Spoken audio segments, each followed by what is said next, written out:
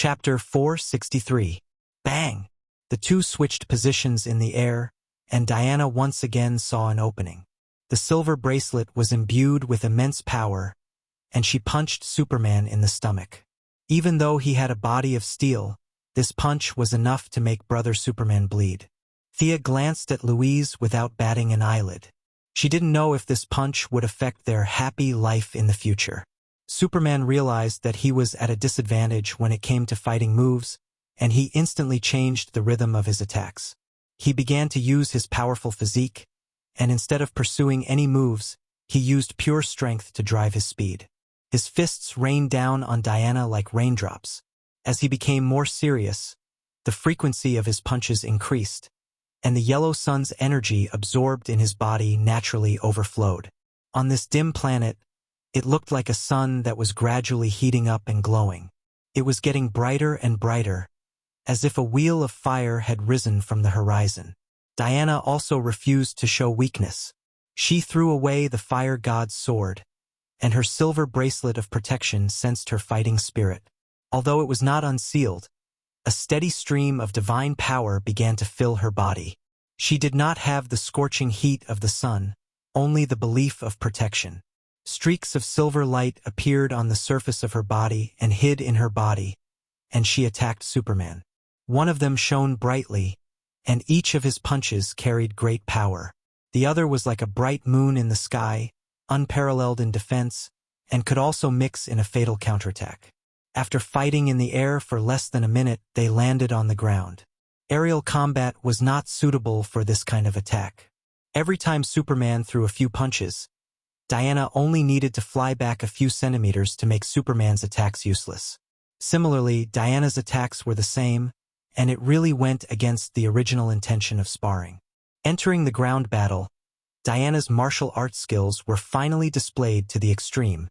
Each of her attacks carried a burst of cold light, bright and hazy.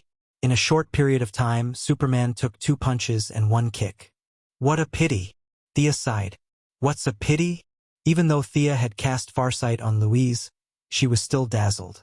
As an amateur, she really couldn't see anything. Thea blurted out that it was a pity. She only thought that it was unwise for Diana to give up the divine sword to compete with Superman.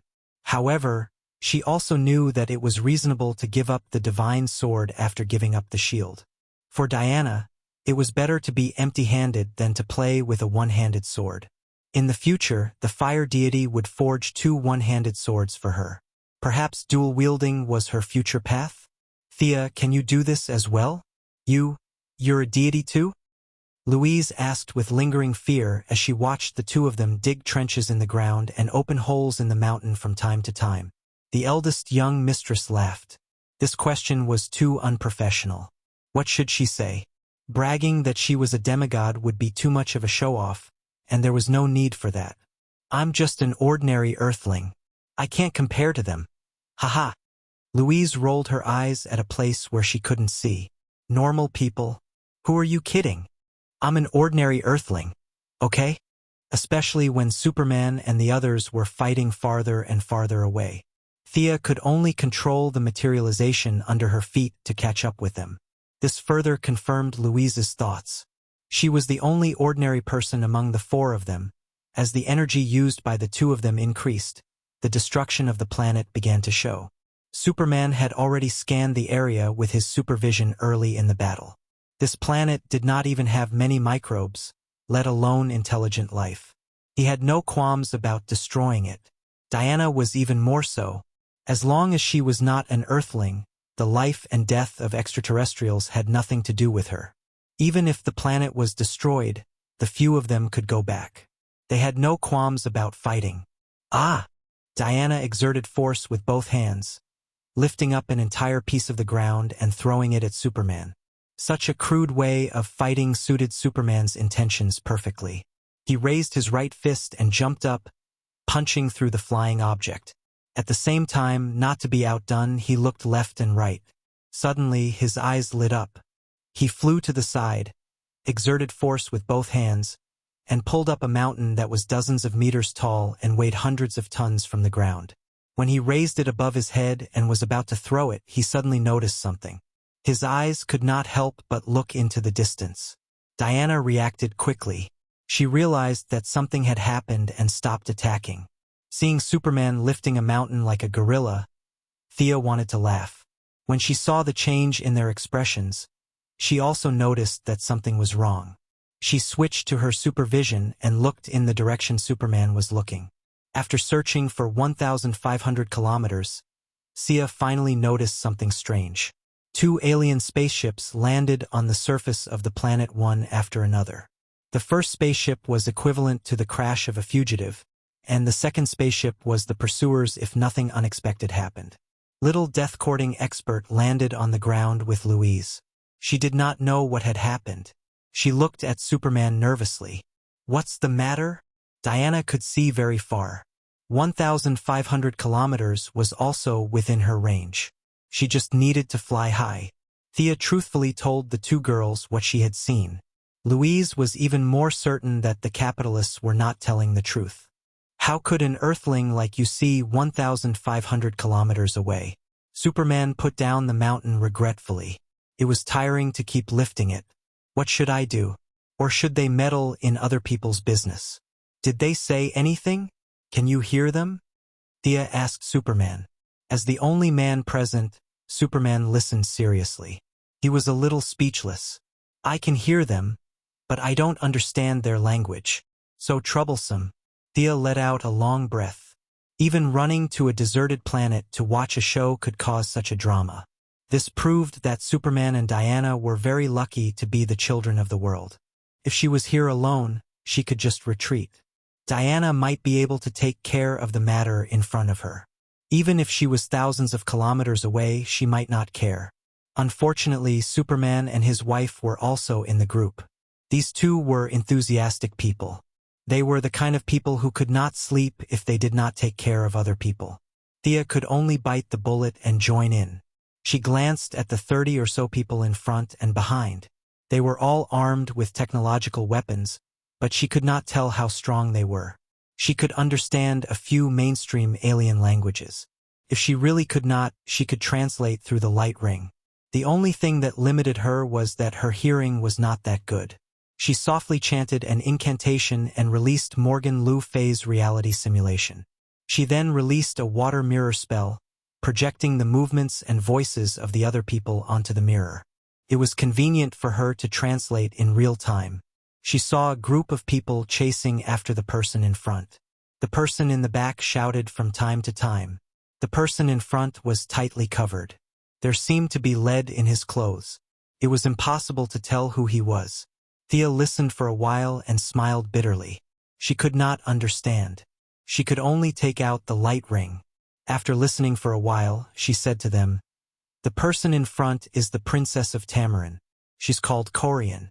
The people behind are the soldiers sent by her sister to kill her."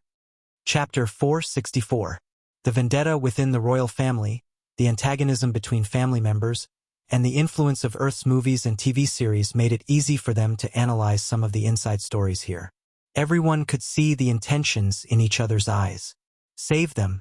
Superman was worried about leaving Louise in this desolate place.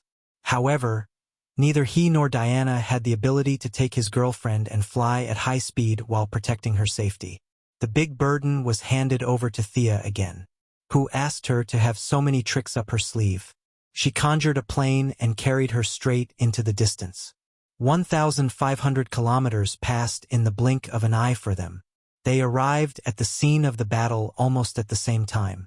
They saw Princess Corleone, known as Spark, turning back to attack the enemy from time to time. Her palms would shoot out some kind of green energy shockwave, but she seemed to be injured. Her steps were messy, and it was difficult for her to aim. She was being pushed back by the enemy and was about to be defeated. The 4 idlers descended from the sky, which made them a little puzzled. Without supervision and superhearing, they thought this was a deserted planet. They didn't expect to meet intelligent life forms. Thea and Louise sat in the plane. It was yellow, and they couldn't see what it was. Superman and Diana's attire was very conspicuous, especially when Diana was holding a shield and a sword. It automatically made the enemy think of some backward civilization. The leaders looked at each other and sneered.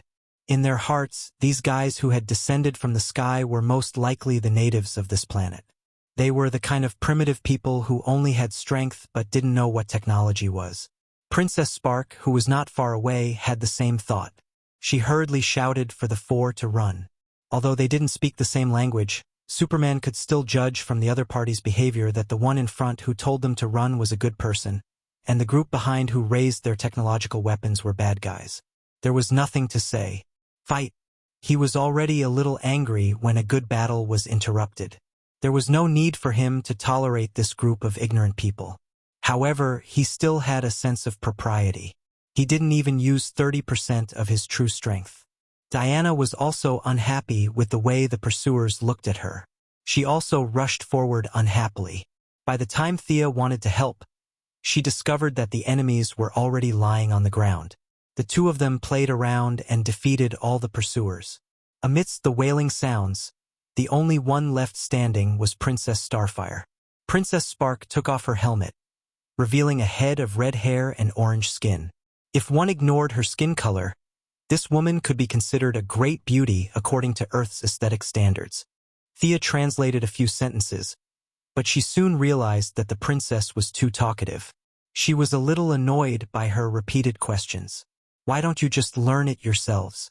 Using the language function of the light ring, he projected the vocabulary of Tamarin's language in the form of a 3D projection in the air for the two top students to learn on the spot. Superman and Diana looked at each other and seemed to find this very interesting. At the same time, they started to remember. It turned out that Superman's father was farsighted. The all-rounder Kryptonian's ability was simply unparalleled. Even the scholar-type Kryptonians couldn't learn as fast as him.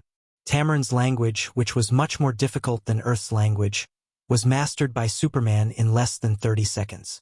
Diana relied on Athena's wisdom as a blessing. It didn't mean that she was Athena.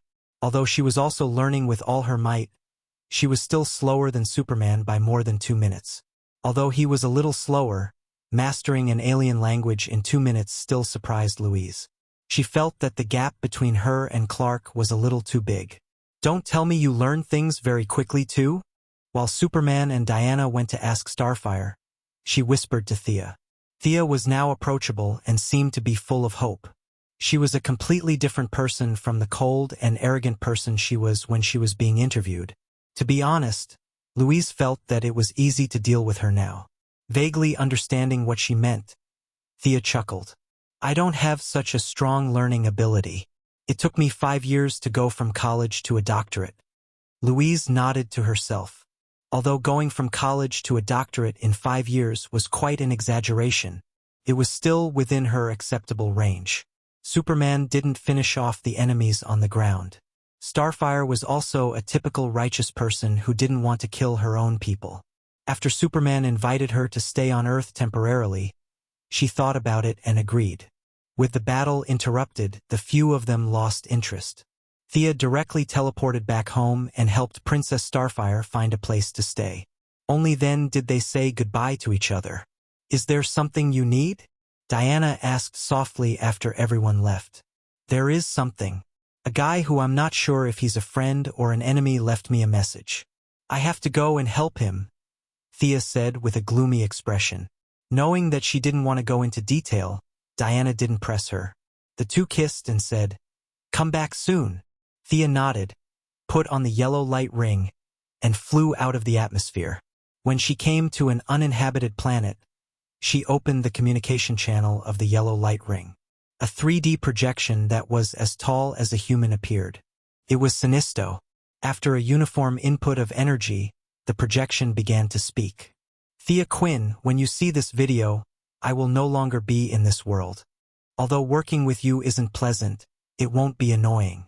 The projection paused for a moment. It seemed that the original owner's emotions were fluctuating while recording this message. I don't know who will do this to me.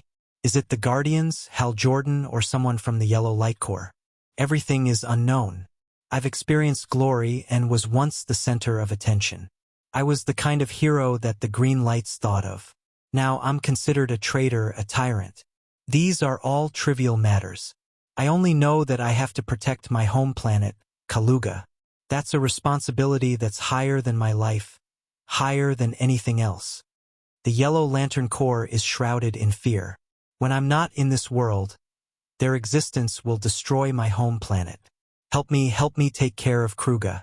From today onwards, the Yellow Lantern Corps will be yours. Arkilo and Lisa Dracker will pledge their loyalty to you. They are elites who can control fear. You have to be careful of Mungo's son. He is a man with great ambition but little talent. My departure will definitely give him an opportunity to take advantage of. I've never been wrong about people. I know you'll help me. After the video ended, Sia snorted in displeasure. Sanisto was asking for help, yet he had put himself on such a high pedestal. He didn't even say a word of thanks from beginning to end. However, he did know Thea very well. She really wouldn't reject such a request that was almost like a dying wish. Strange, if he's no longer in this world, why didn't that part of the yellow light ring return to me? Did it blow up directly, or did someone tamper with it? Her first suspect was the little blue guardians who had lived for hundreds of millions of years. These guys had unfathomable strength.